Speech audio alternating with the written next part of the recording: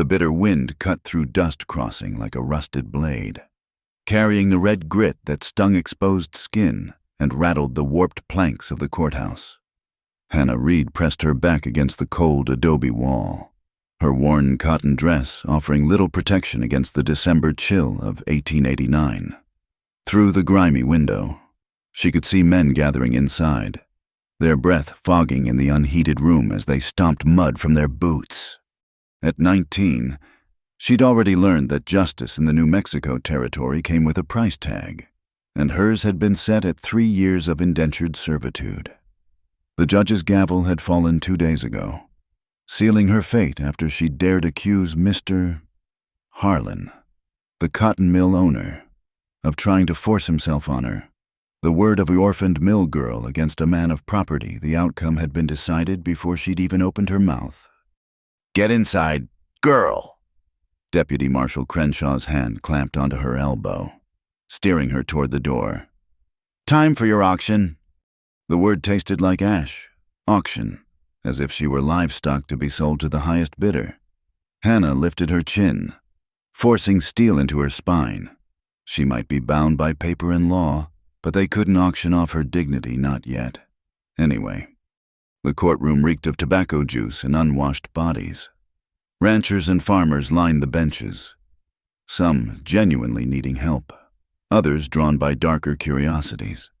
Hannah recognized the predatory gleam in certain eyes, the way they assessed her figure despite the shapeless dress. These men saw damaged goods, a fallen woman who'd surely done something to invite Harlan's attention. The whispers followed her like tumbleweeds. "Hannah Reed," Judge Morrison announced, consulting his papers with the disinterest of a man cataloging grain shipments. "Female, 19 years of age, can read, write, and cipher. Experienced in household management, mending, and general labor. 3-year term of indenture, beginning immediately." Silas Beck shifted in the front row, his bulk making the bench creak. Hannah's stomach clenched. The cattle baron owned half the county and had a reputation for working his help into the ground when he bothered to pay them at all. His foreman, Wade Pike, sat beside him, eyes traveling over Hannah with an expression that made her skin crawl. "Bidding starts at $50 for the term." The judge declared. "50, Beck said immediately, his voice carrying the casual authority of a man unused to being challenged. 60. A rougher voice came from the back of the room. Hannah turned to see a man she didn't recognize standing against the wall, arms crossed, tall and lean, with the weathered look of someone who lived under open sky. Dark hair touched with premature gray at the temples, clean-shaven in a room full of beards. His clothes were plain but clean canvas pants, a wool shirt, leather vest, a rancher, by the look of him, but not one of Beck's crowd. Beck's eyes narrowed. 75. 100, the stranger countered without hesitation. A murmur rippled through the crowd. That was good money for an indenture, especially for a girl with a tainted reputation. Beck's face flushed red above his collar. 125, Beck growled. 150. The stranger pushed off from the wall, moving forward with an economy of motion that suggested he was comfortable with his body, comfortable with conflict if it came to that. A Colt Peacemaker rode his hip, the leather holster worn smooth from use. Judge Morrison's gavel hovered. Beck's jaw worked like he was chewing nails, but Hannah saw him calculate the economics. $150 would buy good breeding stock or hire free labor for months. Going once, twice, sold to Mr. Jonah Cole of Dry Mesa Ranch. Hannah had heard the name in passing. Cole ran cattle on a middle-sized spread northwest of town. Near the disputed water rights that Beck had been trying to control, a widower, they said, who kept to himself and paid his debts. That was all she knew, all anyone seemed to know. Cole approached the judge's bench to sign the papers, each movement deliberate and controlled. When he turned to face her, Hannah saw eyes the color of winter sage, set in a face that might have been handsome if it weren't so carefully blank. "Get your things," he said, His voice was low, roughened by wind and dust. "We've got distance to cover before dark." Hannah's possessions fit in a single canvas bag: 2 dresses, a comb, her mother's Bible, and the small leather journal her foster father had left behind, filled with surveyor's notes she'd taught herself to decipher during long evenings at the mill. She followed Cole outside, where a sturdy wagon waited, loaded with supplies. He helped her up to the bench seat with an impersonal touch, then walked around to check the horses, a matched pair of bays that showed careful tending. Hannah pulled her thin shawl tighter, watching him work. His hands were scarred but gentle on the animals, adjusting a harness strap here, checking a hoof there. "Why?" the word escaped before she could stop it. Cole glanced up from examining a horseshoe. "Why what?" "Why bid so high you could have hired a housekeeper for less, a respectable one." Something flickered in his eyes' amusement. Maybe, or respect for her directness. "Beck's had his eye on my water rights for 2 years. Figured anything that puts a burr under his saddle is worth the investment." He straightened, dusting his hands on his pants. "Besides, I do need help. Ranch work's backing up, and I can't cook worth a damn." It was an honest answer, if not a complete one. Hannah sensed layers beneath the practical explanation, but didn't press. She was merchandise now, bought and paid for. 3 years stretched ahead like an eternity. They rolled out of Dust Crossing as the afternoon sun slanted low, painting the distant mountains purple-brown. The town fell away behind them, the church with its crooked steeple, the saloons already warming up for the evening trade, the mill where she'd spent 2 years breathing cotton dust and dodging Harlan's hands. Hannah didn't look back.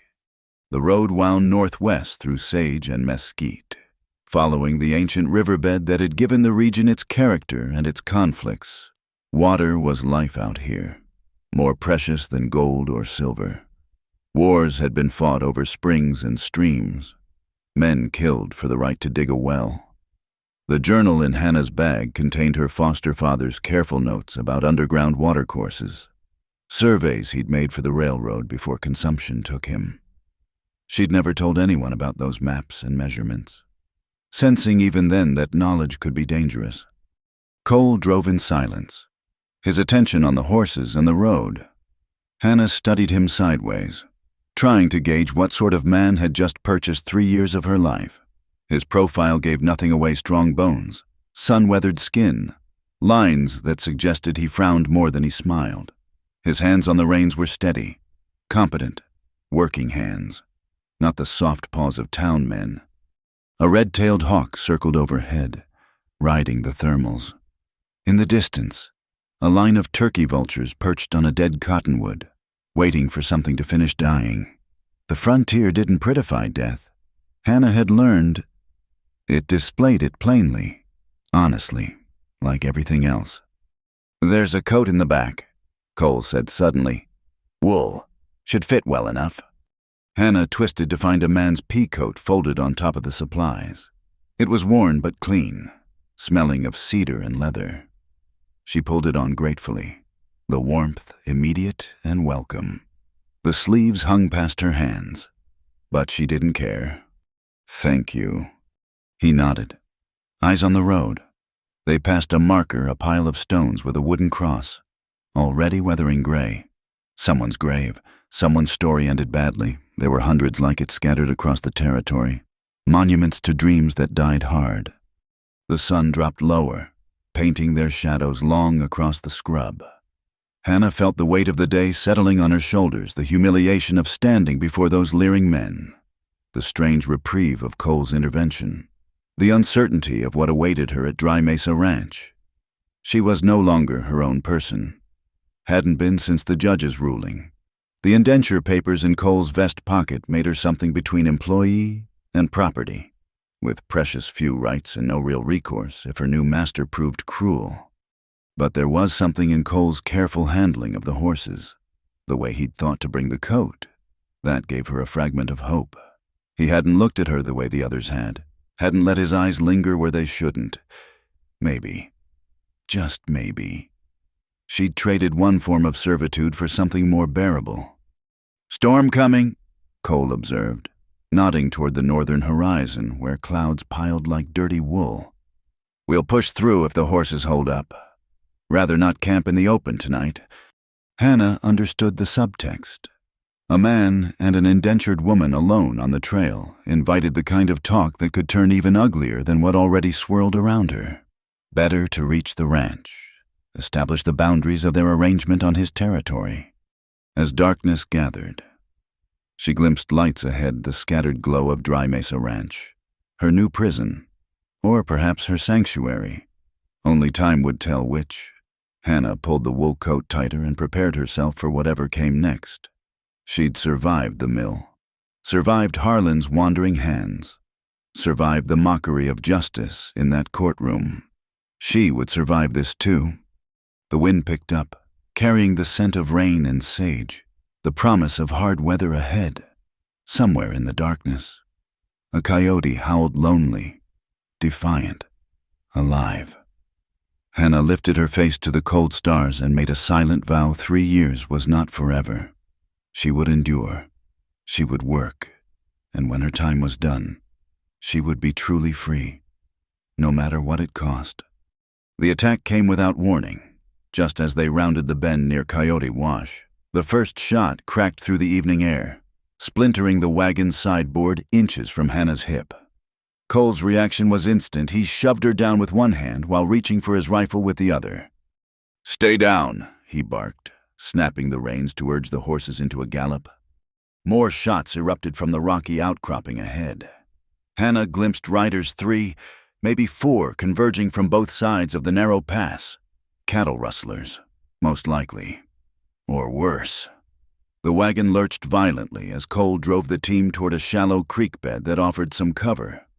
A bullet whistled past Cole's shoulder, tearing through his shirt and leaving a bloody furrow.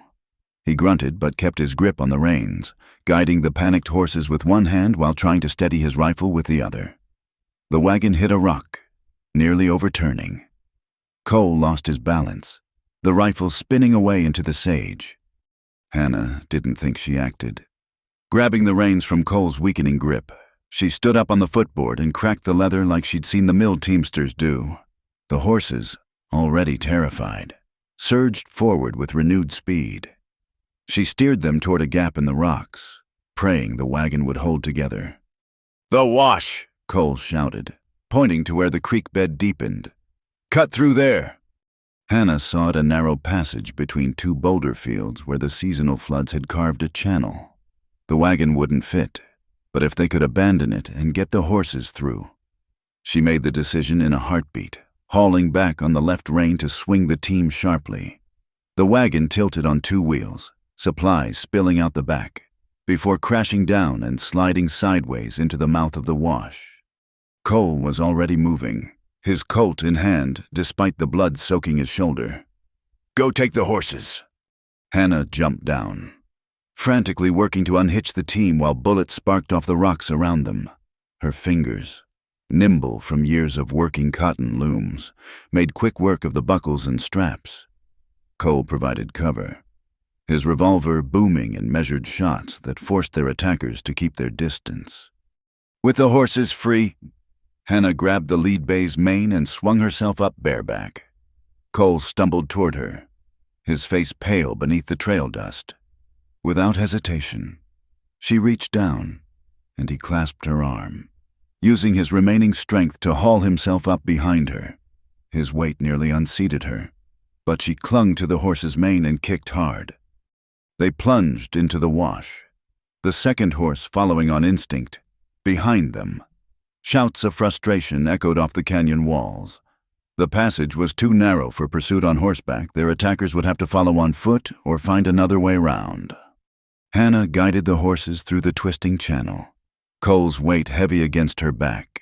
She could feel the warm spread of his blood through her coat, hear his breathing growing labored. The wash opened into a small box canyon, sheltered by overhanging rocks. A trickle of water darkened the sand, and scraggly cottonwoods offered some concealment. "Here," Cole managed, his voice thick.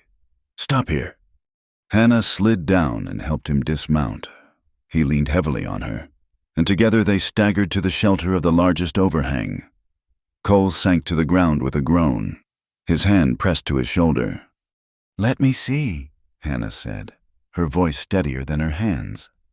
The bullet had carved a deep gouge along the top of his shoulder, missing the bone, but tearing muscle and flesh. Blood flowed steadily. Too much blood. Hannah pressed her shawl against the wound, applying pressure despite Cole's sharp intake of breath. "In my saddlebags," he said through gritted teeth. "Shoulda grabbed. There's whiskey, bandages." But the saddlebags were with the wagon, along with most of their supplies. Hannah had only what she carried, her small bag of possessions. "Think," she commanded herself. Her foster father had taught her some field medicine, lessons learned from his surveying days. "I need cloth for bandages," she said, without hesitation. She reached under her dress and tore strips from her petticoat. It was her best one, the only one without patches. But that didn't matter now. As she worked to bind the wound, her fingers brushed against something carved into the rock face symbols, worn by time but still visible in the dying light. She'd seen markings like these in her foster father's journal, indicators the indigenous peoples had used to mark water sources and safe passages. "You know this place?" Cole asked, following her gaze. "Not exactly, but—" Hannah reached into her bag and pulled out the leather journal. "My foster father was a surveyor. He mapped a lot of the old water routes through this region." She flipped through pages covered in neat sketches and notations. "These symbols, they mark an underground spring. The old inhabitants knew where water ran beneath the surface." Cole studied her with new interest, momentarily distracted from his pain. "That journal could be worth more than gold out here." "Which is why I've never shown it to anyone," Hannah admitted, tucking it away again. "Water rights are killing rights in this territory." A distant shout reminded them that their pursuers hadn't given up. Cole struggled to sit straighter, checking his Colt. "4 shots left. You know how to use a gun?" "No, but I can learn." Despite everything, Cole's mouth quirked in what might have been a smile. "Later. For now, we need to move deeper into the canyon. If your father's notes are right about water, there might be caves." Supporting each other, they moved further into the shadows. The horses followed, trained to stay close. Hannah's petticoat bandages were already soaking through, but Cole stayed on his feet through sheer will. They found what they were looking for, a cave entrance partially hidden by a fall of rocks, just wide enough for them and the horses to squeeze through. Inside, the temperature dropped immediately. The cave opened into a larger chamber, and Hannah could hear the whisper of water somewhere in the darkness. She helped Cole to a relatively flat spot near the entrance where they could watch for trouble, then felt her way toward the sound of water. Her hands found a small pool, fed by seepage from above. She tore another strip from her petticoat, soaked it, and returned to clean Cole's wound properly. "You should have let Beck by me," she said quietly as she worked. "This wouldn't have happened." Cole's hand caught her wrist, stilling her movements. Even in the dim light, his eyes were intense. "Beck's money comes with a price. His men would have made sure you never reached his ranch alive or wished you hadn't." He released her hand. "Pike likes to break things, especially things that show spirit." Hannah shuddered, remembering Pike's hungry gaze in the courthouse. "So you bought me to spite Beck?" "Partly." Cole winced as she tightened the bandage.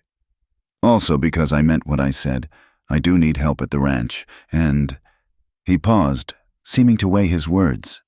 "My Mary died 2 years ago. Childbed fever. Since then, people been pressing me to remarry.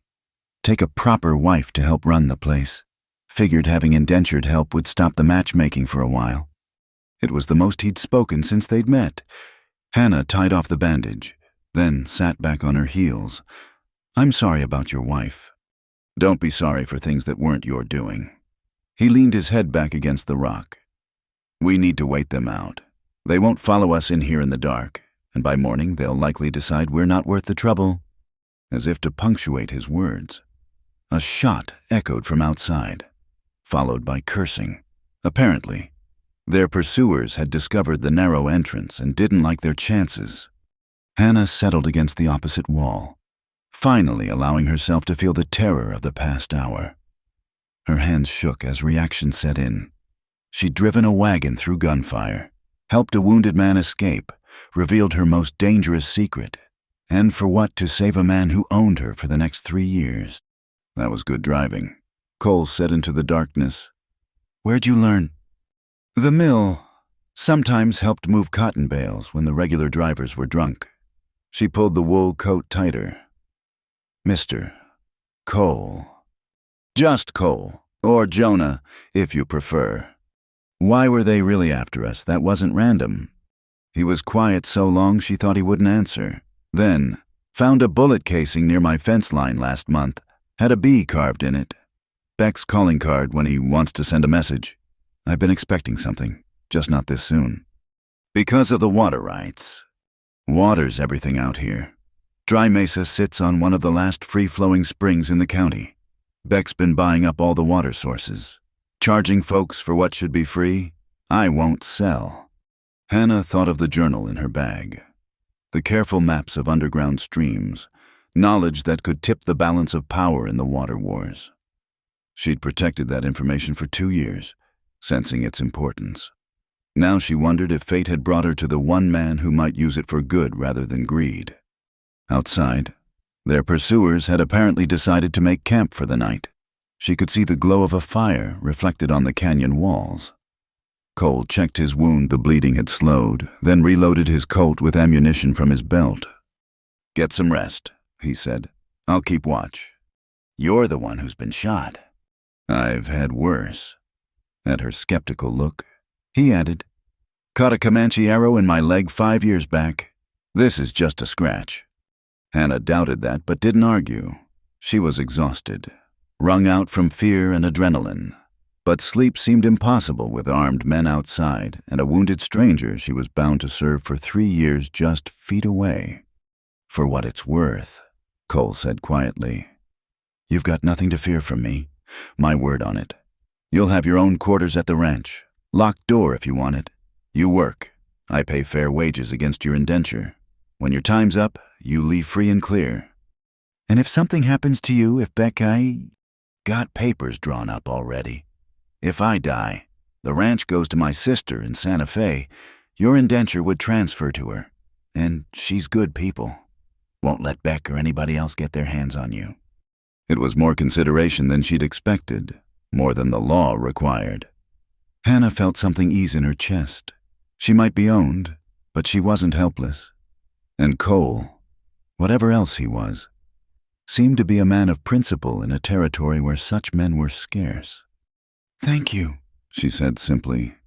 He nodded, then turned his attention back to the cave entrance. Hannah curled up against the wall, using her bag as a pillow. Despite everything, exhaustion won. She drifted off to the sound of water dripping somewhere in the darkness, and Cole's steady breathing as he kept watch. Tomorrow would bring new challenges if they survived the night. But for now, she was alive, relatively safe, and no longer alone. It was more than she'd had that morning in the courthouse. Sometimes, she thought as sleep took her, that was enough to build on. The first week at Dry Mesa Ranch taught Hannah that survival in the high desert demanded more than she'd ever imagined. Each dawn came like a slap of cold air. Frost crystalline on the windows of the small cabin Cole had designated as hers, a single room with a bed, washstand, and wood stove. But it was private, and the door did indeed have a lock. Coffee's on, Cole called from the main house, his voice carrying across the frozen yard. Hannah wrapped herself in the wool coat that had become her constant companion and hurried through the biting wind. The kitchen was the warmest room in the ranch house, dominated by a massive cast-iron stove that Cole kept burning through the night. He stood at the counter, favoring his wounded shoulder as he sliced salt pork with his left hand.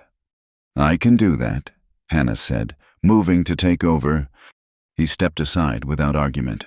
2 weeks since the ambush, and the wound was healing clean thanks to her daily attention. But it still pained him.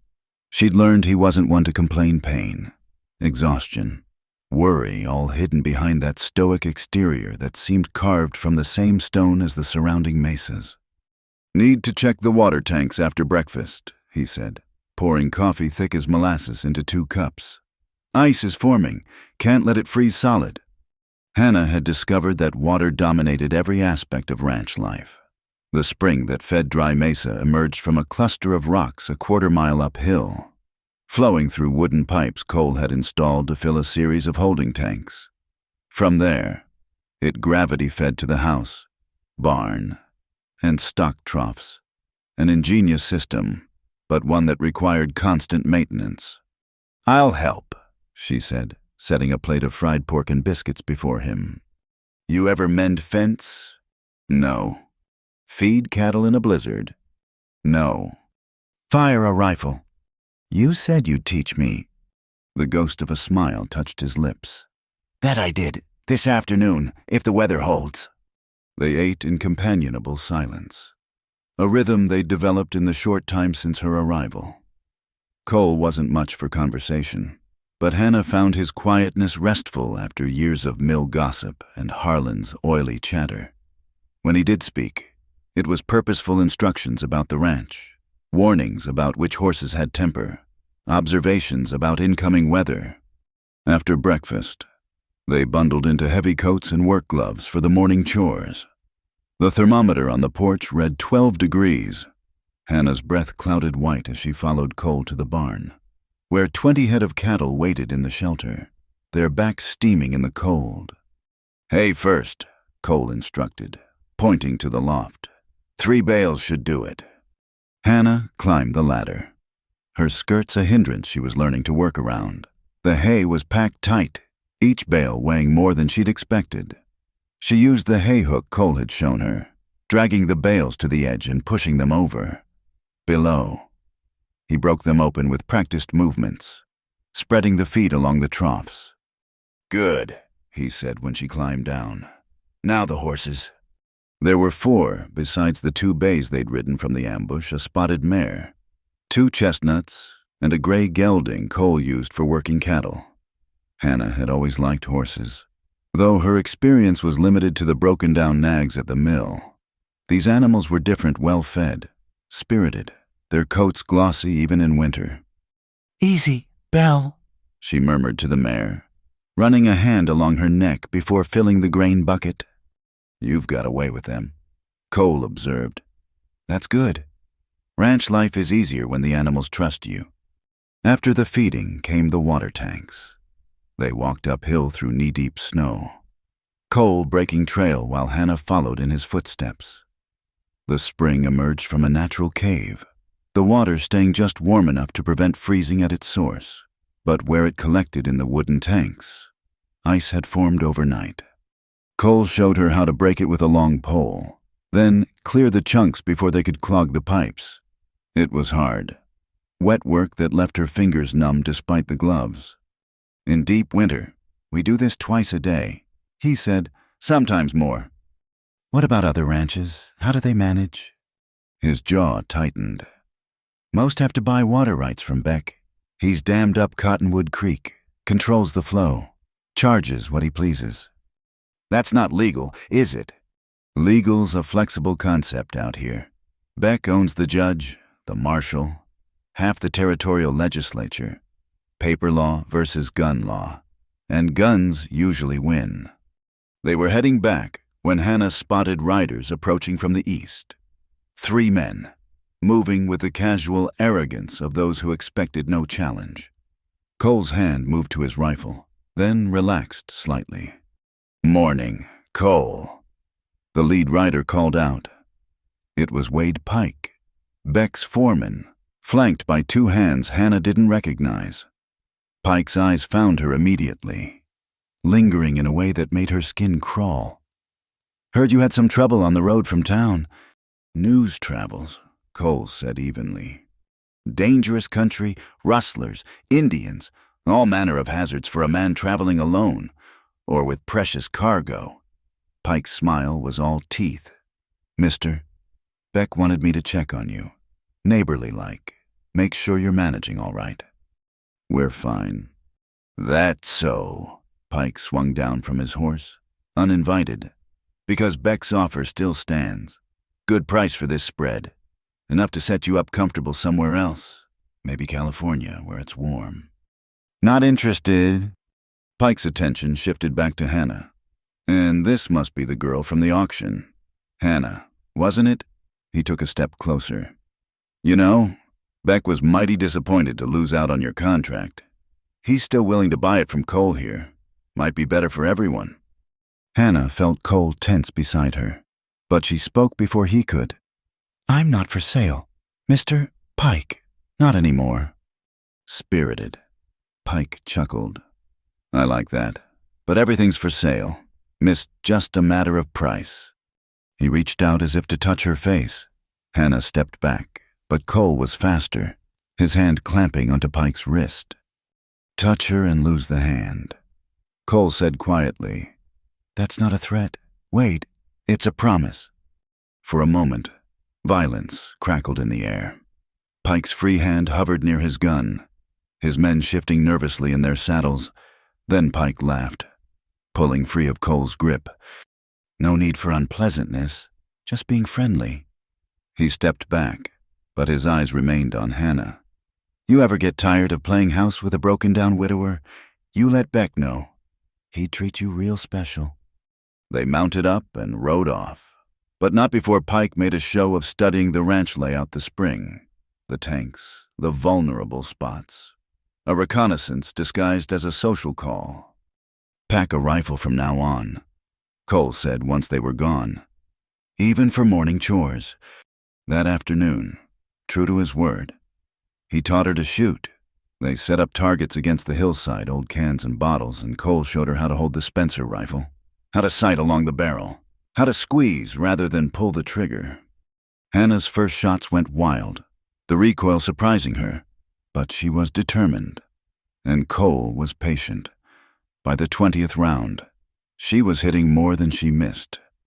"It's not about killing," he explained as they collected the spent brass. "It's about making folks think twice. Most trouble can be avoided if the other fellow knows you're not easy prey." That evening, Ellen Chavez arrived on her weekly rounds. The Mexican midwife served the scattered ranches, bringing medical care and gossip in equal measure. She was a handsome woman in her 30s, with silver threading through her black hair and eyes that missed nothing. "Let me see that shoulder. Jonah," she ordered, bustling into the kitchen with her medical bag. While she examined Cole's wound, pronouncing it healing well despite your foolishness, she kept up a stream of chatter. Hannah learned that the Johnson family's milk cow had gone dry, that suspected typhoid had broken out at the mining camp, and that Beck had raised his water prices again. 20%, Ellen said, rebandaging Cole's shoulder with practiced efficiency. "The small ranchers can't hold out much longer." "That's the idea," Cole muttered. Ellen turned her sharp eyes on Hannah. "And you, Mia, how are you settling in?" "Well enough," Hannah replied, surprised by the honest answer. Despite everything, the hard work, the isolation, the threat from Beck, she felt more at peace here than she had in years. "Good. You need anything, you send word. And I mean anything." Ellen's meaningful look suggested she knew exactly what dangers a young woman faced in this rough country. "I'll teach you some healing skills next visit. Useful knowledge out here." After Ellen left, Hannah and Cole settled into their evening routine. She mended clothes by lamplight while he worked on his ledgers, calculating feed costs and beef prices. The wind howled outside, rattling the windows, but the kitchen was warm and filled with the comfortable silence of shared purpose. "Thank you," Hannah said suddenly. "For today, with Pike." Cole looked up from his figures. "No need for thanks. You're under my protection for the next 3 years. I take that serious." "Still," she knotted her thread, considering her next words. "Most men would have negotiated, tried to profit." "I'm not most men," he returned to his ledgers, then added quietly, My Mary used to say I was too stubborn for my own good. Maybe she was right. But some things aren't for bargaining.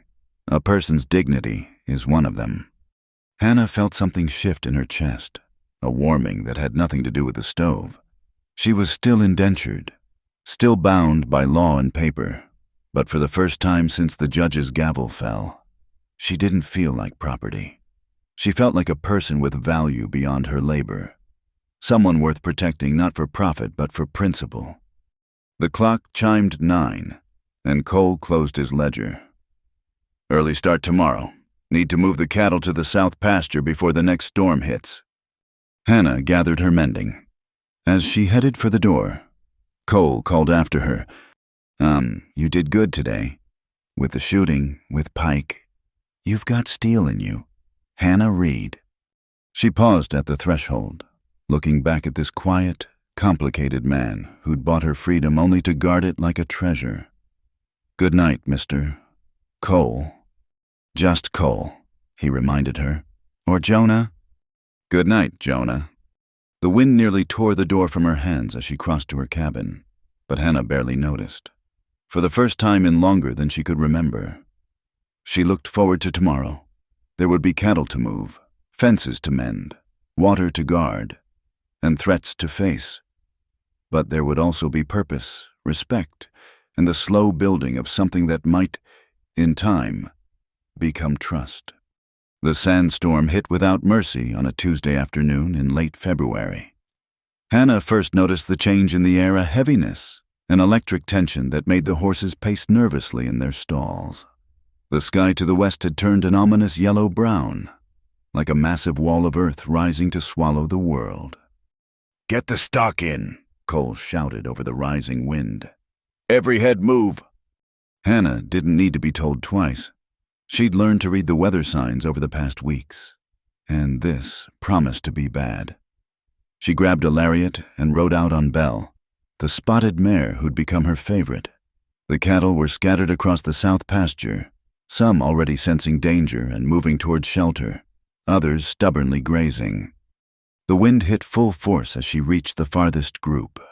Sand and grit filled the air, stinging exposed skin like 1,000 needles. Hannah pulled her bandana over her nose and mouth.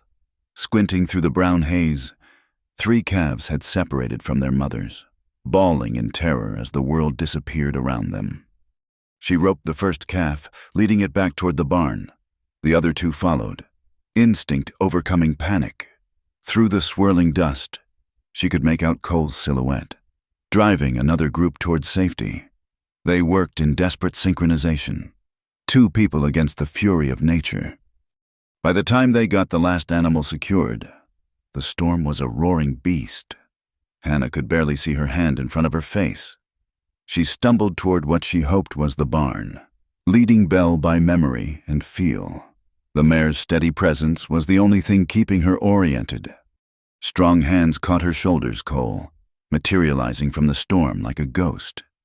He guided them both into the barn's shelter, slamming the door against the wind's assault. Inside, the noise was muffled but still overwhelming. Dust sifted through every crack and gap, covering everything in fine brown powder. "You all right?" Cole had to shout to be heard. Hannah nodded, coughing as she pulled down her bandana. Her throat felt raw, her eyes burning. But all the stock was safe, and that was what mattered. They spent the next hours in the barn, checking on the animals, trying to keep them calm. The storm raged on, testing the building's construction. Boards creaked and groaned, but Cole had built solid, and the structure held. It was near nightfall when the wind finally began to ease. They emerged into a transformed landscape, drifts of sand piled against buildings, fences buried, familiar landmarks obscured. The sunset painted everything in shades of rust and gold. "Could have been worse," Cole said, surveying the damage. "We'll be digging out for days, but nothing that can't be fixed." That night, exhausted and gritty with sand despite washing, Hannah found Cole's wife's saddle in the tack room. She'd been reorganizing after the storm, trying to restore order when she discovered it tucked in a back corner. Unlike the working saddles, this one was decorated with silver conchos and turquoise inlay, a thing of beauty, lovingly maintained but unused. She was running her fingers over the tooled leather when Cole appeared in the doorway. "I'm sorry," she said quickly. "I wasn't trying to pry." "It's all right." He moved closer, his expression unreadable in the lamplight. "That was Mary's wedding gift from her father. She loved to ride, loved this land even though it killed her in the end." Hannah waited, sensing he needed to talk but wouldn't be pushed. "She went into labor during a blizzard." He continued, voice low. "Couldn't get to town, couldn't get Ellen here in time. I did everything I knew how, but it wasn't enough. Lost them both, her and the baby." "Jonah." Hannah didn't know what to say. What words could ease such a loss? "For 2 years, I've kept that saddle like a shrine, like if I preserved it perfect enough, it might bring her back." He touched one of the silver conchos. "But she's gone, and I'm still here, and maybe it's time to stop living in a tomb." He lifted the saddle from its stand and handed it to Hannah. "You need better tact than that old McClellan. Mary would have wanted it used, not gathering dust." "I can't." "You can." His voice was firm but gentle. "Consider it practical. You're doing work that needs proper equipment." Hannah accepted the saddle, understanding the weight of what he was offering, not just valuable tack, but a piece of his past, a step towards something neither of them could quite name yet. A week later, they faced fire instead of sand. The lightning came first, crackling across a sky that hadn't seen rain in months. Hannah watched from the porch as bolt after bolt struck the distant hills. Cole stood beside her, tension radiating from every line of his body. "Dry lightning," he muttered, "worst kind." Within an hour, they could see the glow on the horizon. By midnight, the smell of smoke was thick in the air. Cole roused every hand he could find, sent riders to neighboring ranches. Fire was everyone's enemy out here. It didn't respect property lines or water rights. Hannah had never fought a wildfire before, but she learned fast. They worked in a line, using shovels and wet burlap to beat down the advancing flames, trying to create a fire break wide enough to hold. The heat was intense, smoke choking thick. Her dress caught fire at the hem. She beat it out and kept working. Through the chaos, she spotted a figure stumbling out of the smoke, Maria Santos, one of the Mexican homesteaders, carrying her young son while her daughter clung to her skirts. Their cabin was directly in the fire's path. Without thinking, Hannah ran toward them. The little boy, maybe 4 years old, was unconscious from smoke inhalation. Hannah scooped him up while Maria grabbed the girl. Together they ran for the relative safety of the creek bed, where others were gathering. Ellen appeared as if summoned by need, immediately taking charge of the injured. She showed Hannah how to clear the boy's airways, how to help him breathe. Slowly, miraculously, the child's eyes fluttered open.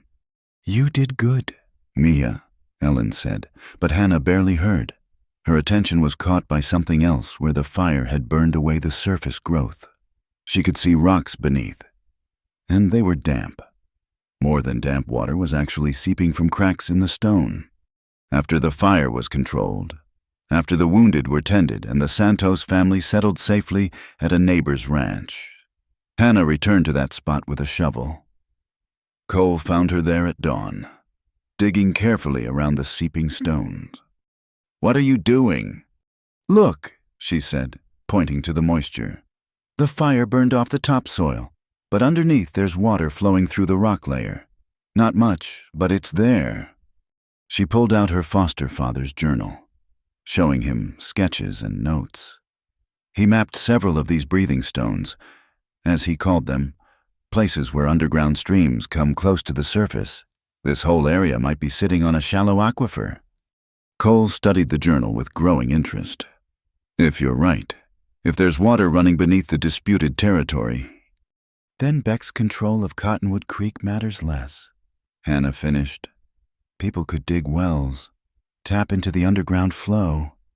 It would change everything. He looked at her with something like awe. You realize what you're suggesting. Beck's built his empire on controlling surface water. If folks knew they could dig for it, then maybe it's time they knew. But before they could pursue the discovery, Beck made his next move. It came in the form of a legal notice, delivered by a nervous deputy 2 days after the fire. The bank of dust crossing, in which Beck held controlling interest, was calling in a loan Cole had taken out the previous year for cattle purchases.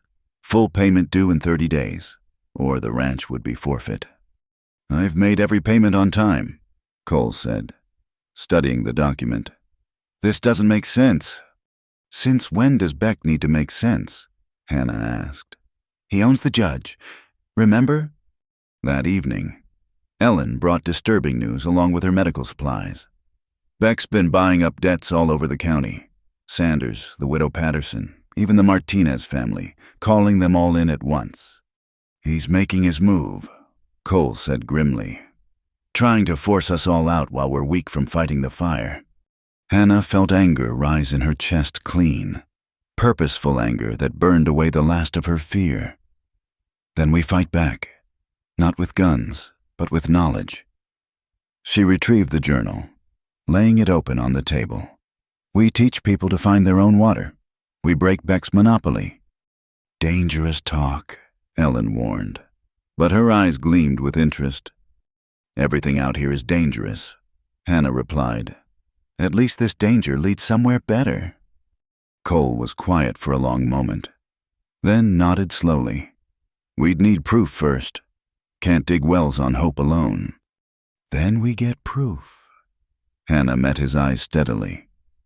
You taught me to shoot to protect myself. This is the same thing, just a different kind of weapon. Over the following days, they began careful exploration of the areas marked in the journal. Working at night to avoid Beck's spies, they dug test holes, mapped seepage patterns, compared the old notes with current conditions. Hannah's education, limited as it was, proved invaluable. She could read the surveyor's technical notations, understand the geological markers. Cole worked beside her, and in those quiet hours beneath the stars, something shifted between them. The careful distance he'd maintained began to erode, replaced by a partnership built on shared purpose and mutual respect. Why risk this for people who look down on you? He asked one night as they examined water traces by lantern light. The same folks who stood by while you were auctioned off. Hannah considered the question. Because being bitter doesn't dig wells or grow crops. Because showing them they're wrong about me matters less than showing myself I'm right about who I can be. Cole smiled then. A real smile that transformed his weathered features. Mary would have liked you. You've got the same steel she had, the same way of seeing past what is to what could be. Tell me about her, Hannah said softly. Not how she died, how she lived. So he did. There in the darkness with dirt under their nails and hope taking root like seeds in a desert. He told her about a woman who'd loved to dance, who'd sung to the cattle during calving season, who'd believed the territory could be more than a battleground for water and power. She wanted to start a school, he said. Thought education was the key to everything. I used to tease her about it. Where would we find children way out here? But she said if we built it, they'd come. Maybe they still will, Hannah suggested. The Santos children, others from the small ranches. Ellen says there are more families than you'd think scattered through the hills. You'd teach them with everything else. Words are tools, same as guns or shovels. Everyone should have access to them. Cole reached across the space between them, his calloused hand covering hers briefly. You're something rare. Hannah Reed. Don't let anyone tell you different. They returned to the ranch as dawn broke, dirty and exhausted but filled with purpose. They had found water, not a river, but enough to prove the concept. Now came the harder task, spreading the word without Beck catching wind too soon. But first, they had to save the ranch. 30 days to raise money Cole didn't have, or lose everything to the man who'd orchestrated this trap. Hannah touched the journal in her pocket. thinking of the secrets it held. Knowledge was power. But power without strategy was just another way to fail. The shot rang out just after dawn, echoing across the valley like thunder. Hannah found the body by the disputed creek boundary Tom Morrison, a drifter who sometimes worked for the smaller ranches. A bullet hole in his back, his horse grazing nervously nearby. She'd been checking the fence line when she heard the gunfire. Now she stared at the dead man, her mind racing. Boot prints in the mud, the horse's tracks, the angle of the body, everything felt wrong, staged somehow. "Don't touch anything." Cole's voice came from behind her. He must have heard the shot too. His face was grim as he surveyed the scene. "This is bad. Hannah, real bad." Within an hour, Marshal Crenshaw arrived with a posse that included Wade Pike and two of Beck's men. Pike's smile when he saw Cole sent chills down Hannah's spine. "Jonah Cole," the marshal said formally, though his eyes held apology. "I'm placing you under arrest for the murder of Tom Morrison." "That's absurd," Hannah protested. "Cole was with me at breakfast." "Save it for the judge." "Miss," Pike interrupted. "We've got evidence. Clear horseshoe prints matching Cole's gray gelding. And Morrison was known to have argued with Cole about water access just last week." It was true about the argument. Hannah had witnessed it herself. Morrison had been drunk, accusing Cole of hoarding water while smallholders went dry. But Cole had handled it calmly, even offering the man work to earn drinking money. "Check the shoes yourself," Cole said evenly. "My gray's been in the barn all night." But when they examined the crime scene, the prints were damning. The distinctive nick in the left rear shoe, the slightly worn front right details that perfectly matched Cole's horse. Hannah felt sick. She'd helped shoe that horse herself just 2 weeks prior. They took Cole away in irons, leaving Hannah standing in the yard with Ellen, who'd arrived during the commotion. The midwife's face was troubled. "This stinks of Beck," Ellen muttered, "but proving it is another matter." That night, Hannah couldn't sleep. She kept thinking about those hoof prints, how perfectly they matched. Too perfectly. She slipped out to the barn with a lantern, examining the gray's hooves by flickering light. The shoes were right, but the nail pattern. She breathed. Cole always used 6 nails on the front shoes, a particular pattern he'd learned from an old Apache horseman. But when she'd knelt by Morrison's body, she'd counted 8 nail holes in the prints. Someone had made new shoes to match the wear pattern but hadn't known about Cole's specific nailing technique. Over the next days, Hannah threw herself into investigation. She started at the saloon, buying drinks for anyone who'd talk about Morrison's last night alive. The bartender, after his 3rd whiskey, mentioned that Morrison had been flush with cash unusual for a drifter who usually begged for credit. Said he had a big payday coming. The man slurred. Kept checking his pocket watch like he had somewhere important to be. The widow Patterson, who ran the boarding house, confirmed Morrison had paid 2 weeks in advance in gold coins. Seemed nervous, though, kept looking over his shoulder. Hannah visited the blacksmith next. Old Pete Kowalski was one of the few men in town Beck couldn't buy or intimidate, mainly because everyone needed his services. "Sure, I remember Morrison bringing in a horse for shoeing," Pete said, examining the sketch Hannah had made of the prints. "But it weren't recent, maybe 3 weeks back, and he was particular about something strange, wanted me to copy the wear marks from another set of shoes he brought." "Did you see who he was with?" Pete scratched his grizzled beard. "Now that you mention it, one of Beck's boys was hanging around. That mean one, Pike. Didn't think much of it at the time." The picture was becoming clearer. Beck had planned this carefully, but like all complicated plans, it had small flaws. Hannah documented everything in her neat handwriting, building a case piece by piece. The hardest part was the indenture papers. She discovered, through careful questioning of the courthouse clerk's assistant, a young man susceptible to her rare smiles, that her contract had been altered after the fact, where it originally stated her term would transfer to Cole's sister upon his death or incapacitation. Someone had added a clause in slightly different ink that Beck would assume the contract if Cole was convicted of a felony. "I shouldn't be showing you this," the assistant whispered, glancing around nervously. "But it ain't right. What they're doing. Judge Morrison no relation to the dead man, he's in Beck's pocket deep." Hannah memorized the document, noting the differences in handwriting, the way the added clause crowded the margin. Beck had been sloppy in his greed. Or perhaps he simply didn't expect anyone to look closely. Ellen proved invaluable in the investigation.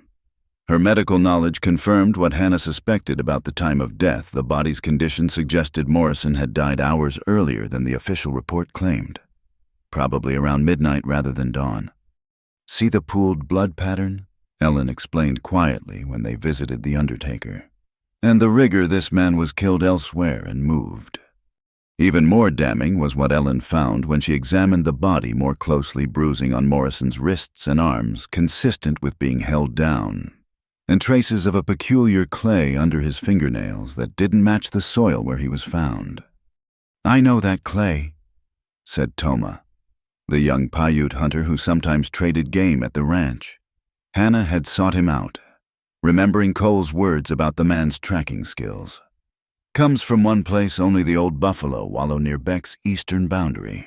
Dried up now, but the earth there is still different." Toma agreed to help, partly out of respect for Cole, who'd always traded fairly, and partly from his own grievances against Beck, who'd driven his family from their traditional hunting grounds. He examined the crime scene with eyes that saw what others missed. "3 horses here, not 1, he said, pointing to subtle marks in the harder ground.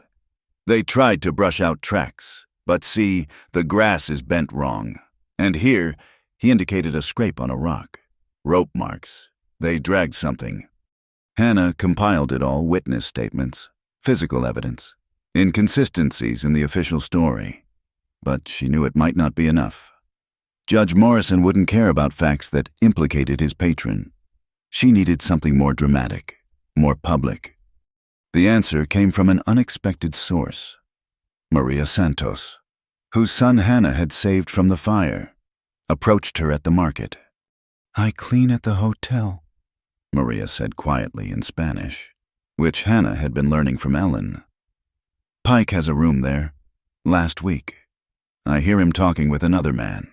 They laugh about the stupid rancher walking into their trap. They mention Morrison's name.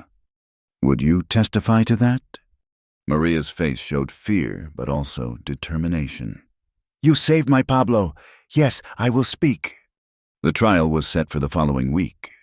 Hannah used every moment to prepare, but she also faced another challenge. With Cole imprisoned, the ranch still needed tending. She rose before dawn to feed stock, repair fences, haul water. Neighbors helped when they could. The fire had built bonds that Beck hadn't calculated, but the work was exhausting. One evening, Pike appeared at the ranch. Hannah was alone, cleaning tack in the barn when his shadow fell across the doorway. "Working hard, I see," he drawled, moving closer. "Shame to waste all that effort. Cole's going to hang. You know, Beck's made sure of it." "Get off this property," Hannah said, her hand moving to the rifle she now kept always within reach. Pike laughed. "Spirited as ever, Beck's offer still stands. You know, come willing, and he'll make you comfortable. Wait for the law to hand you over. And well," he shrugged, "Beck's not known for his patience with unwilling servants." "I said get out." He moved faster than she expected, knocking the rifle aside and grabbing her wrist. "You need to learn proper respect, girl." Hannah didn't think she reacted with moves Ellen had taught her, techniques the midwife had learned from a traveling woman from China. Her knee came up hard, and when Pike doubled over, she grabbed the hot branding iron from the forge and swung it at his reaching hand. He howled, jerking back with a burned palm. "You'll pay for that." "Add it to my bill," Hannah snarled. "Now get out before I decide to test my marksmanship on a moving target." Pike left, cradling his injured hand and muttering threats. Hannah knew she'd made things worse, but she couldn't bring herself to care. She had work to do and a case to build. Cole's life depended on her ability to outthink Beck at his own game. That night, she allowed herself to visit Cole in the jail. Crenshaw, despite his official position, was a decent man who bent the rules to give them privacy. "You shouldn't have confronted Pike," Cole said after she told him about the incident. "He's dangerous when crossed." "So am I, apparently," Hannah replied, trying for lightness. "Ellen's been teaching me more than just medicinal herbs." Cole's hands gripped the bars. "Hannah, if this goes bad..." "It won't. I have witnesses, evidence, proof of forgery. Even Judge Morrison can't ignore all of it. Not in a public trial." "And if he does?" Hannah met his eyes steadily. "Then we'll deal with that when it comes. But I'm not giving up. Jonah. Not on the ranch, not on the truth, and not on you." Something shifted in his expression of vulnerability she'd rarely seen. "Why, you could walk away from all this. Your indenture's probably void anyway with all the forgeries." "Because," she said simply, "somewhere between that first gunfight and teaching me to shoot tin cans, between fighting fires and digging for water, this stopped being just a job. This is home. You're..." She paused, searching for words. "You're the first person who's seen me as more than what happened to me. I won't let Beck take that away." Cole's hand covered hers through the bars. "Hannah Reed, when this is over..." "When this is over," she interrupted gently, "we'll have time for words. Right now, we have a trial to win." She left the jail with renewed determination. Tomorrow, she would meet with the lawyer Ellen had found a young man from Santa Fe with ideals not yet crushed by frontier cynicism. Together, they would make their case. But first, she had one more card to play. The journal with its water maps was her last resort. Information so valuable it might shift the entire balance of power in the county. She'd held it back, knowing its worth. But if it meant saving Cole... Hannah touched the leather cover, thinking of her foster father's careful notations. He'd wanted this knowledge used for good, to help people survive and thrive in the harsh land. Maybe it was time to honor that wish, regardless of the risk. The trial would begin in 3 days. Beck thought he held all the cards: the judge, the jury pool, the forged evidence. But he'd underestimated Hannah Reed, the orphan girl he'd dismissed as merely a pawn in his game. She had truth on her side, and sometimes, not always, but sometimes truth found a way to prevail. The courthouse was packed to the rafters, every seat taken and people standing along the walls. Word had spread through the county about the trial, drawing folks who sensed this was about more than one man's guilt or innocence. This was about power, water, and the future of the territory. Hannah sat behind the defense table, her foster father's journal heavy in her lap. The young lawyer from Santa Fe, James Garrett, reviewed his notes one final time. He was green but passionate, the kind of idealist who still believed justice meant something. "All rise for Judge Morrison." The bailiff called. The judge entered, his heavy jowls and bloodshot eyes making him look like a well-fed vulture. Hannah saw him exchange a quick glance with Beck, who sat in the front row like a king surveying his domain. The prosecutor, a thin man named Hartley, laid out the case with practiced efficiency. The hoofprints, the known animosity between Cole and the victim, the convenient timing with Cole's financial troubles. It sounded damning, and Hannah saw several jurors nodding along. Then it was Garrett's turn. He started shakily but found his rhythm as he presented the evidence Hannah had gathered. Pete the blacksmith testified about the copied horseshoes. Maria Santos, trembling but determined, repeated Pike's overheard conversation. Ellen provided her medical analysis of the body's condition. "Hearsay," Hartley objected repeatedly, and Judge Morrison sustained most of his protests, striking testimony from the record. But the jury heard it all before it was struck, and Hannah saw doubt creeping into some faces. The turning point came when Garrett called Toma to testify about the tracks. Beck's lawyer objected violently. "Your Honor, this witness is an Indian. His testimony cannot be considered reliable." I can read sign better than any white man in this room. Toma said calmly, "The earth doesn't lie, even if men do." Judge Morrison reluctantly allowed the testimony, probably calculating that blocking it entirely would look too suspicious. Toma explained about the multiple horses, the drag marks, the evidence of the body being moved. Then Pike took the stand as a prosecution witness. His bandaged hand drew stares, and when Garrett asked about it, Pike's face flushed. "Accident at the forge," he muttered. "Really?" Garrett pressed. "Because Miss Reed reports you sustained that injury while attempting to assault her at the Cole Ranch. Would you like to explain what you were doing there?" "Visiting, checking on a lady alone, being neighborly. So neighborly that she had to defend herself with a branding iron." The exchange created a murmur through the crowd. Pike's reputation was well known, and many could easily imagine him forcing his attentions where they weren't wanted. Hannah was called next. She walked to the witness stand with her head high, aware of every eye in the room. Some held sympathy, others suspicion, but she focused on speaking clearly and truthfully. She told about finding the body, about the investigation she'd conducted, about the forged changes to her indenture contract, when Hartley tried to discredit her as a fallen woman with questionable morals. Garrett objected. "Miss Reed's past has no bearing on the facts she's presenting. Goes to credibility," Hartley argued. Judge Morrison allowed it, of course. Hannah endured questions about her accusation against Harlan, about being sold at auction, about living unchaperoned at Cole's Ranch. She answered each honestly, refusing to show shame for circumstances beyond her control. "One more thing.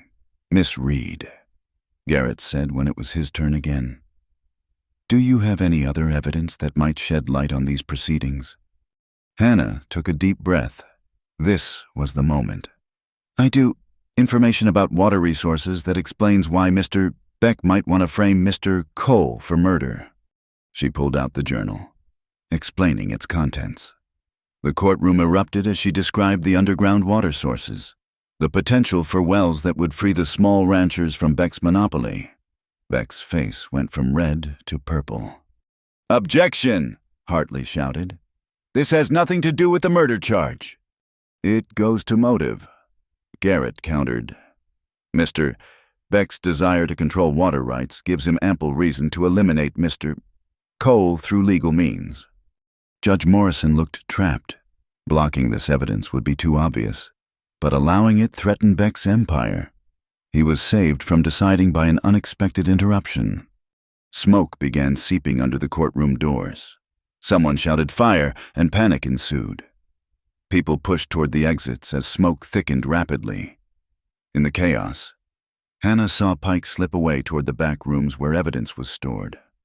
"He's going for the evidence!" she shouted to Garrett, but her voice was lost in the screaming crowd.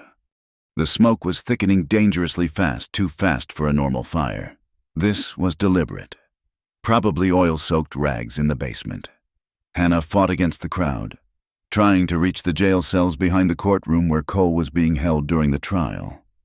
The guard had fled, leaving the keys hanging on a peg. Hannah grabbed them, her hands shaking as she fought with the lock. Smoke burned her lungs and eyes.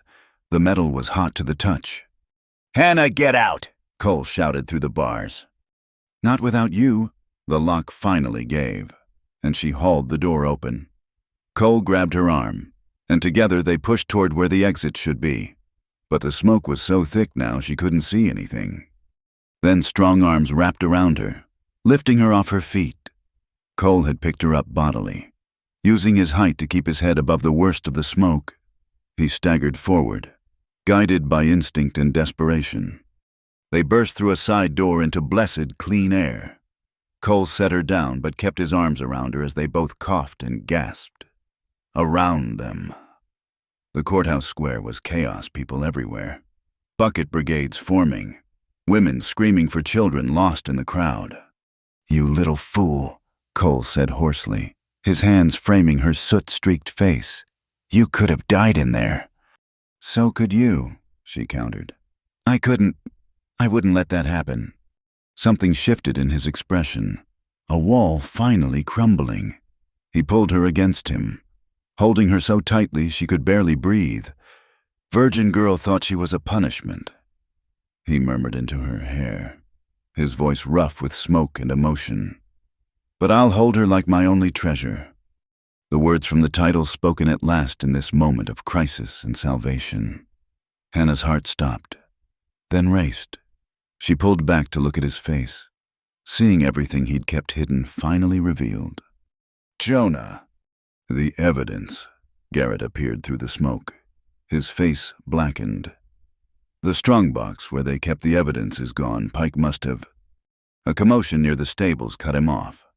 Pike was mounting a horse, saddlebags bulging. Without thinking, Hannah grabbed a rifle from someone in the crowd and fired, not at Pike, at the water barrel beside him. It exploded in a shower of splinters, spooking his horse. The animal reared, dumping Pike and the saddlebags into the dirt. Marshal Crenshaw, who'd maintained some semblance of order through the chaos, reached Pike first.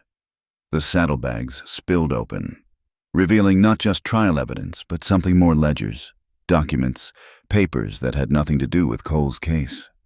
Beck's private records. Someone breathed. Look, it's all here. The bribes, the forged deeds. Everything.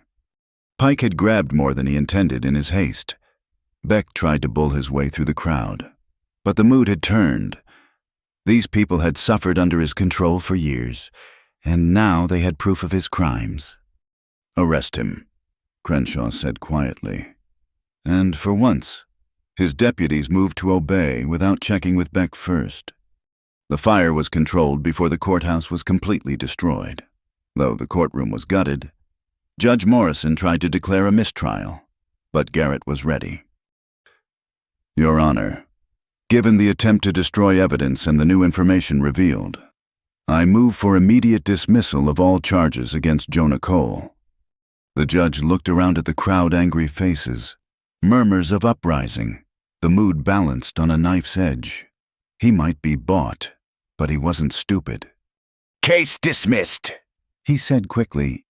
Mr. Cole, you're free to go. But it wasn't over. The crowd had Beck's records now, passing them hand to hand, reading aloud about water rights stolen, loans illegally called, bribes paid to officials. The territorial marshal would have to be summoned, a real investigation launched. As the sun set on that chaotic day, Hannah found herself back at Dry Mesa Ranch with Cole. They sat on the porch, still smelling of smoke, watching the stars appear. Ellen had tended their minor burns and scrapes, clucking over them like a mother hen before leaving them alone. You saved my life today, Cole said quietly. In more ways than one. You saved mine first, Hannah reminded him. Carried me out of that burning building. I meant what I said. He turned to face her fully. About you being a treasure, not a punishment. Hannah, I know you've got more than 2 years left on your indenture, but I want... The indenture's void, she interrupted gently. All those forgeries Beck made, they invalidate the whole contract. I'm free. Jonah, have been since the moment we proved the documents were tampered with. He went very still. So you could leave, go anywhere. I could? She took his hand, feeling the calluses and scars of a life hard lived. But why would I go anywhere when everything I want is right here? Hannah. His voice was rough. I'm 15 years older than you. I've got a ranch that's mortgaged to the hilt, enemies who won't quit just because Beck's in custody, and a heart that's been frozen so long I'm not sure it remembers how to work right. Then we'll figure it out together, she said simply. The ranch, the enemies, the heart. Although I think your heart works just fine, it just needed the right reason to thaw. He kissed her then, there on the porch with the scent of smoke still in the air, and the future uncertain but suddenly bright with possibility. It wasn't a storybook kiss, they were both too battered and exhausted for that. But it was real and true and full of promise. Marry me, he said when they broke apart. Not because of any contract or obligation, but because I can't imagine facing tomorrow without you beside me. Yes, Hannah said, no hesitation at all.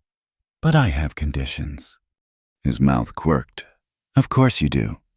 We dig those wells, make water accessible to everyone. We start that school Mary dreamed of, and I keep my father's journal that knowledge belongs to the community, not locked away. Done. He sealed it with another kiss. Anything else? Just one thing. She smiled against his lips. No more virgin girl. From now on, I'm your partner, your equal, your wife. Deal.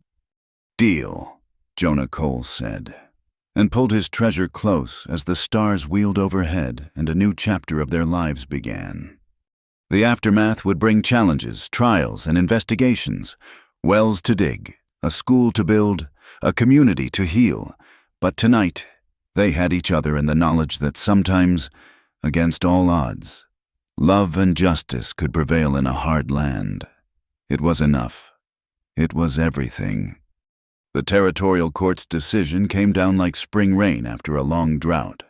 Beck's water monopoly was broken, his deeds invalidated, his bribes documented in damning detail. The judge from Santa Fe, a man Beck hadn't been able to buy, ruled that all water rights would revert to common use, with fair shares established for each ranch based on acreage and need. Hannah stood in the courthouse square, reading the posted notice aloud to a gathering crowd. Some couldn't read. Others just wanted to hear it spoken, the words that freed them from Beck's stranglehold. Furthermore, she read, her voice carrying clear, all debts called in illegally by the Bank of Dust Crossing are hereby void. Seized properties must be returned to their rightful owners within 30 days. A cheer went up. Maria Santos wept openly, clutching her children. The widow Patterson clasped her hands in prayer. Even grizzled ranchers who'd faced down Apache raids showed suspiciously bright eyes. Jonah stood beside Hannah, his hand resting lightly on her back. 3 weeks had passed since the fire and his freedom. 3 weeks of testimony and legal proceedings that had shaken the county to its foundations. Beck himself was in territorial prison awaiting trial, and Pike had fled to Mexico with a posse on his heels. "We did it," someone called out. "We actually won." But Hannah knew the real work was just beginning. Freedom from Beck's control meant little if folks couldn't access the water beneath their land. That's where her father's journal became invaluable. Over the following days, she and Jonah rode from ranch to ranch with copies of the water maps. At each stop, they spread the papers on kitchen tables, explaining the markings and what to look for. "See this symbol?" Hannah pointed to a sketch in the journal. "It means water-bearing rock, and this one indicates depth probably no more than 30 feet to reach it." 30 feet. Old Sanders marveled. "I can dig 30 feet. My boys and I, we can do that." "That's the idea."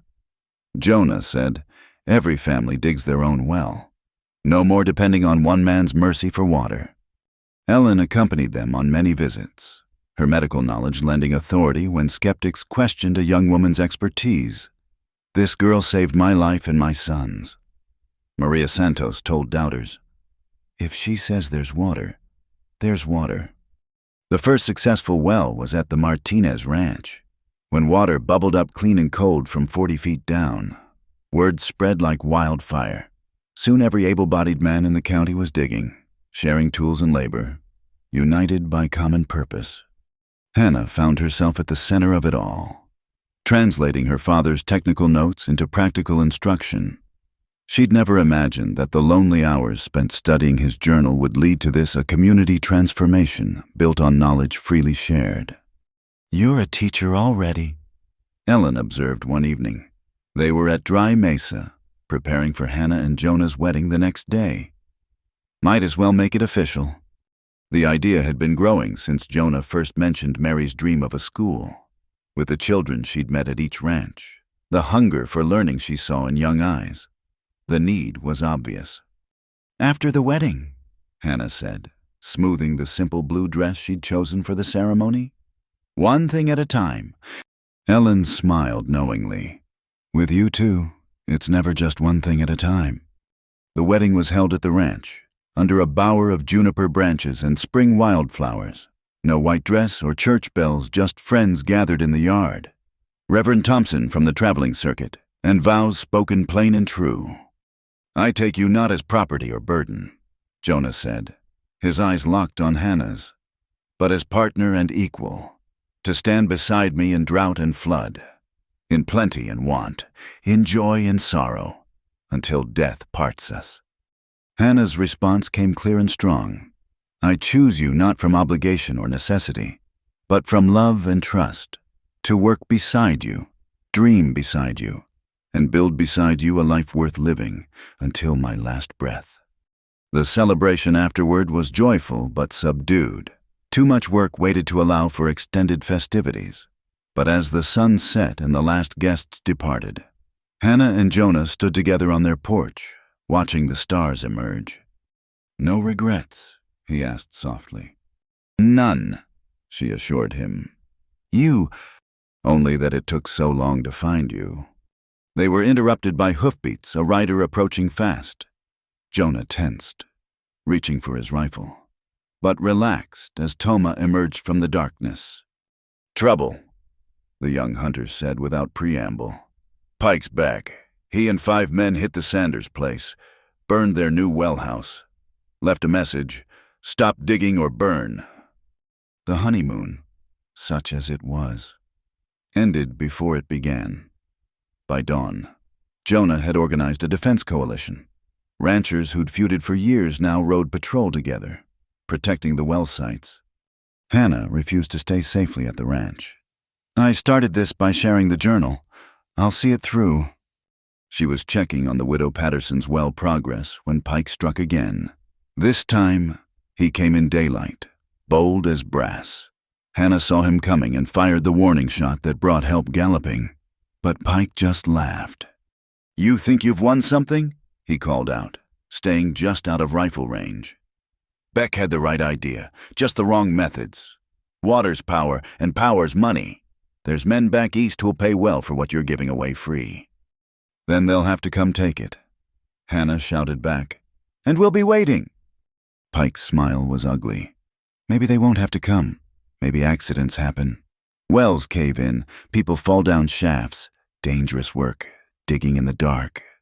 He rode off before the reinforcements arrived. But his threat lingered like smoke. That night, the coalition met at Dry Mesa to plan their response. We can't guard every well every hour, Sanders pointed out. Not enough of us. Then we dig together, Hannah suggested. Move in groups, camp at each site until it's done.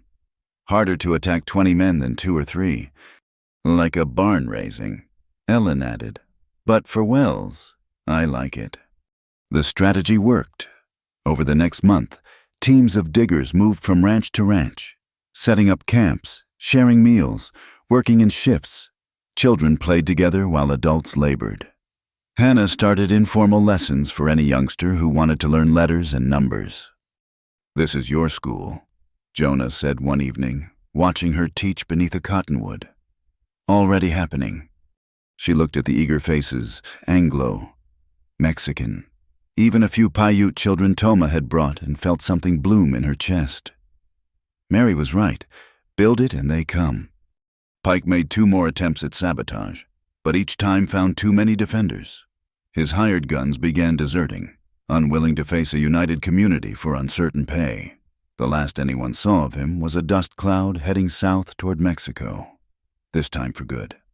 Summer brought its own challenges. The wells were flowing, but now came the delicate work of establishing water shares and irrigation schedules. Hannah found herself mediating disputes, helping craft agreements that balanced everyone's needs. Never thought I'd see the day, Marshal Crenshaw admitted, watching former enemies work side by side on a shared irrigation ditch. Beck had us at each other's throats so long, I'd forgotten we could cooperate. The school became official in September, built with donated lumber on land gifted by the community. It wasn't much one room, rough benches, A cast-off stove, but Hannah stood at the doorway that first morning with tears in her eyes. 22 students showed up, ages 6 to 16. She'd prepared lessons ranging from basic letters to advanced arithmetic, unsure how to teach such a spread. But the older children helped the younger, and everyone helped with the teaching itself. Toma shared traditional knowledge. Ellen taught basic medicine. Jonah demonstrated practical mathematics through ranch work. "It's not a normal school," Hannah confided to Jonah one evening. "Exhausted, but exhilarated. Maybe I'm doing it all wrong. You're doing it right for here," he assured her. "Book learning's important, but so's understanding the land, the water, each other. You're teaching them to think, not just repeat." The first harvest after the wells was the best in memory. Crops that had withered under Beck's water restrictions now flourished. The community celebrated with a harvest dance, tables groaning with food, fiddles playing under the stars. Hannah danced with Jonah, marveling at the transformation. The frightened girl sold at auction was gone, replaced by a woman who'd found her purpose.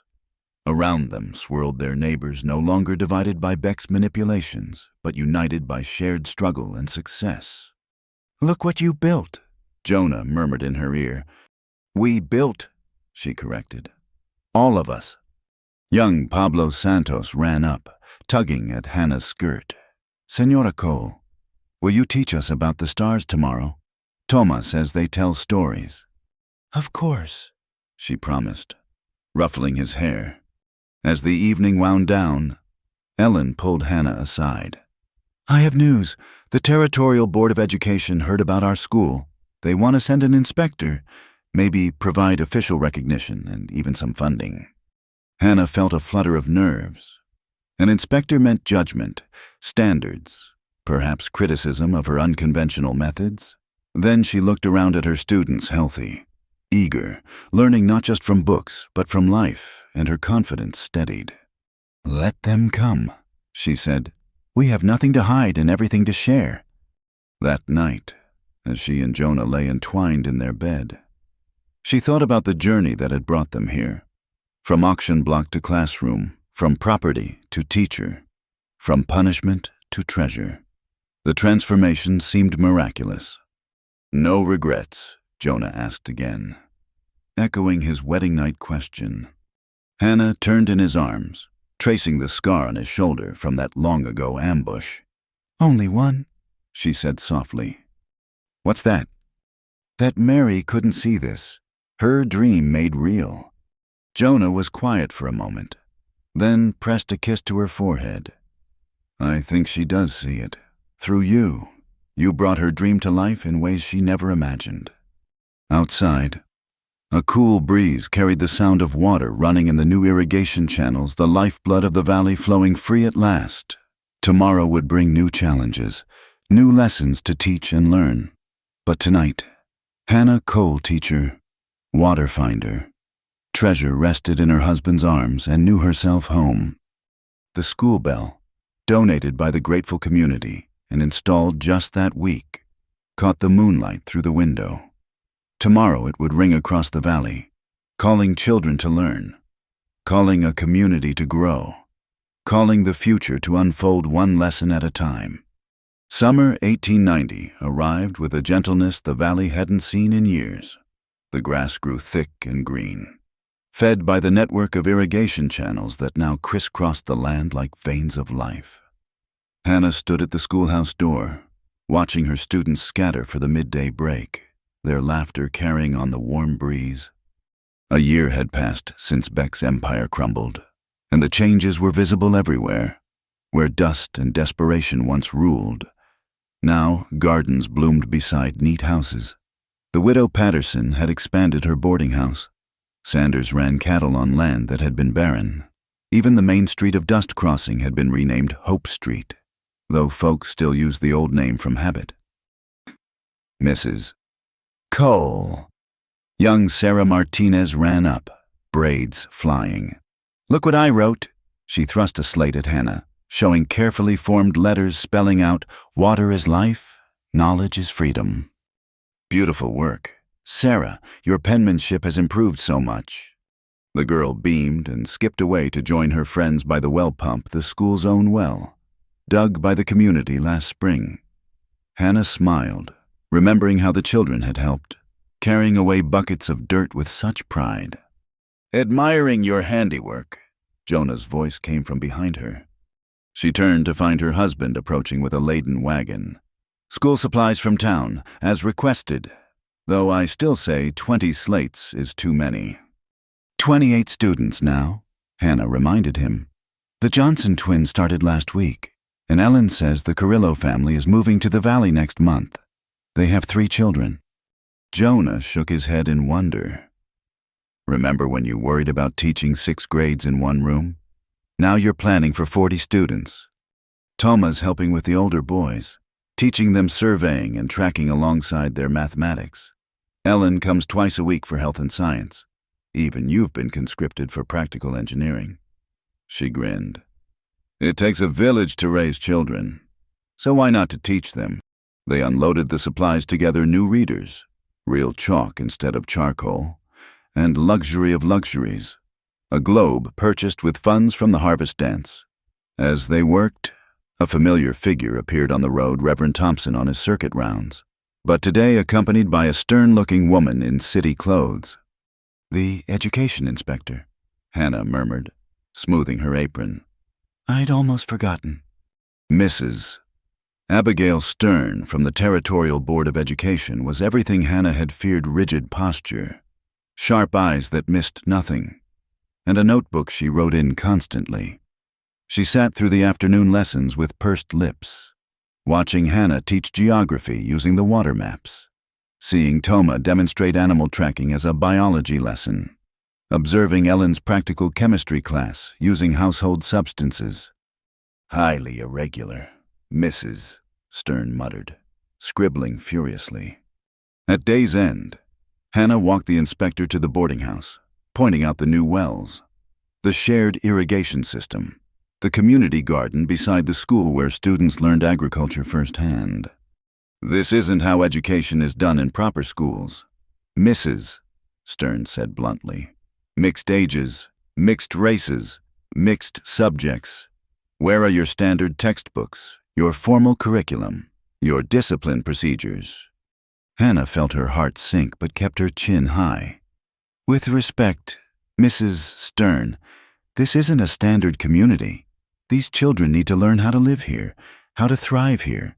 Yes, they learn reading and writing and arithmetic, but they also learn cooperation, practical skills, and respect for different kinds of knowledge. And your qualifications, I understand you have no formal teacher training." "No, ma'am, just a love of learning and a commitment to these children." Mrs. Stern's expression was unreadable. "I'll submit my report to the board. Good day, Mrs. Cole." That evening, Hannah sat on the porch with Jonah, watching sunset paint the mountains purple. "I've failed them," she said quietly. "Without official recognition, without funding." "You've failed no one," Jonah said firmly. "Look at this valley.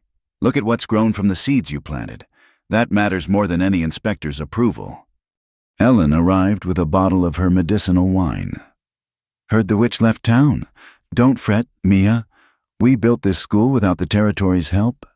We can keep it going the same way." 2 weeks later, a letter arrived that made Hannah's hands shake. She read it aloud to Jonah, Ellen, and Reverend Thompson, who'd gathered for Sunday dinner. "The Territorial Board of Education has completed its review of the Dust Crossing Community School. While the methods employed are unorthodox, the results are undeniable. Literacy rates in your district have risen 300% in 1 year. No student has dropped out to work full-time. Unusual for agricultural communities. Most remarkably, the cooperative spirit fostered by the school has transformed the entire region." She paused, swallowing hard. "Therefore, we are pleased to grant official recognition to your institution, along with an annual stipend for supplies and a teacher's salary.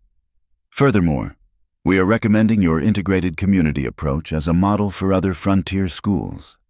Ellen whooped. Reverend Thompson said a prayer of thanks. Jonah simply pulled Hannah into his arms, holding her as tears of relief and joy streamed down her face. "There's more," she said when she could speak again. "Mrs. Stern has added a personal note. I came expecting to find chaos. Instead, I found children who love learning, who help each other, who see education as a tool for community building rather than individual advancement. You have created something special. Mrs. Cole, don't let anyone convince you to change it. Tadia." The Harvest Festival that year was the largest yet. Tables stretched the length of Main Street, laden with the bounty of irrigated fields. The school children performed a play they'd written about the water wars, with young Pablo Santos playing Beck as a comical villain who learned the error of his ways. "Bit generous to Beck," Sanders commented. "It's a children's story," Hannah explained. "They need to believe people can change, that redemption is possible, even if—" She glanced toward the territorial prison where Beck served his sentence. "Even if reality is more complex." As fiddle music filled the air, Hannah found herself pulled into dance after dance with Jonah, with her students' fathers, even with Toma, who'd overcome his shyness to court the eldest Martinez girl. The community that had once whispered about the fallen woman at auction now celebrated their teacher, their water finder, their neighbor. Late in the evening, she escaped the crowd for a moment of quiet. At the edge of town, she could see lights spreading across the valley, each one marking a home with water, a family with hope. Her hand went unconsciously to her stomach, where new life grew a secret she'd share with Jonah tonight. "Not hiding, are you?" Ellen found her, as perceptive as always. "Just thinking, a year and a half ago, I was certain my life was over. Now you're the heart of this community. Funny how life works." Ellen studied her shrewdly. "When are you going to tell him about the baby?" Hannah laughed. "Is there anything you don't notice?" "Not much. Spring baby, I'd guess. The school will need an assistant teacher soon. Already planning. The oldest Martinez girl shows real aptitude. With some training." "Always thinking ahead." Ellen squeezed her shoulder. "Mary would be so proud. You've built her dream and made it your own." They returned to the festival to find Jonah looking for her. "There you are. They're calling for a speech from the teacher." Hannah protested, but the crowd insisted, standing on an overturned crate. She looked out at the faces weathered ranchers, tired mothers, eager children, all united by water and learning and hope. "I'm not much for speeches," she began, earning knowing laughter. "But I want to say thank you. When I came here, I thought I was being punished for speaking truth. You've shown me I was being led to where I belonged. Every well we've dug, every child who's learned to read, every neighbor who's helped another, that's our victory. Not just over drought or ignorance, but over the fear and division that nearly destroyed us." She paused, finding Jonah's eyes in the crowd. "I was told I was someone's property, worth only my labor, but you've taught me that every person has value beyond measure. That knowledge, like water, should flow freely. That community isn't just about surviving together, but about thriving together. To the future." She raised her cup of Ellen's wine. "To the children who'll inherit what we've built, to the wells that will never run dry, to the knowledge that sets us free, and to the truth that no one is ever a punishment. We are all treasures, waiting to be recognized." The cheer that went up could be heard at the farthest ranch. Music resumed. Dancing continued until dawn, and the first community school in the valley celebrated its transformation from dream to reality. Later, much later, Hannah and Jonah sat on their porch as they had that first night after the trial. The stars wheeled overhead, constant and calm. "I have news," she said softly. "Oh." "We're going to need to add a room to the house, and possibly find that assistant teacher sooner than planned." Understanding dawned in his eyes, followed by joy so pure it took her breath away. He pulled her close, his hand gentle on her still flat stomach. "A child," he whispered. "Our child. Who'll grow up in a valley with water and schools and neighbors who help each other.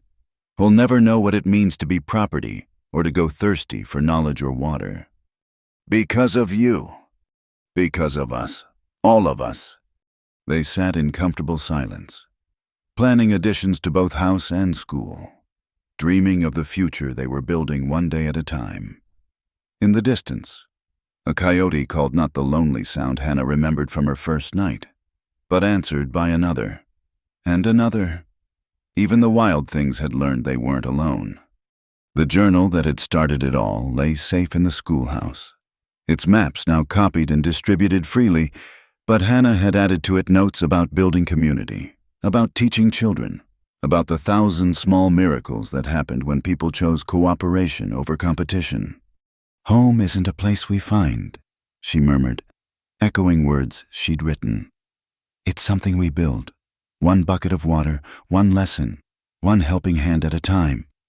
Jonah pressed a kiss to her hair. "Then we've built something good." "We have," Hannah agreed, her hand covering his on her stomach.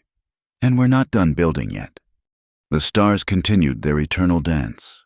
The water ran freely in the channels below, and the bell in the schoolhouse tower waited for morning, when it would ring out across the valley, calling children to learn, calling a community to grow, calling the future forward with each clear, bright note. Hannah Cole, once indentured, once property, once punishment, was home, and in that home, cradled by mountains and nurtured by water and knowledge freely shared, new life grew. The future had never looked brighter. Thank you for listening to this story of courage, community, and transformation in the Old West. I hope Hannah and Jonah's journey touched your heart as it did mine. Where are you listening from? Please share in the comments below. I love connecting with listeners from around the world and hearing your thoughts on the story. If you enjoyed this tale, please subscribe to Wild West Night for more stories of love, adventure, and triumph in the American frontier. Don't forget to like this video and hit that hype button to help more people discover these powerful stories of the human spirit. Until next time, partners, keep riding toward your own horizons.